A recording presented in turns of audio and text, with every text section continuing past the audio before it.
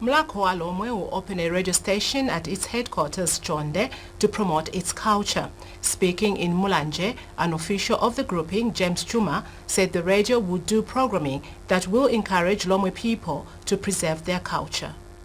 Big plans, as you have heard from the chair of Mulhako ALhomwe, Honorable Blight Mangulama.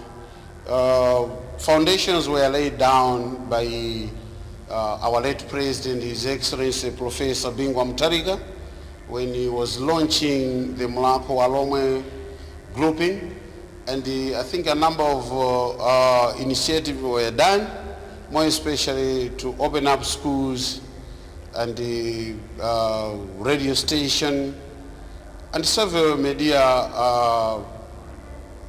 you know, things like the newspapers, to actually spread the message and actually bring everybody together and know where they're coming from and how we can preserve the culture of the ALhomwe people.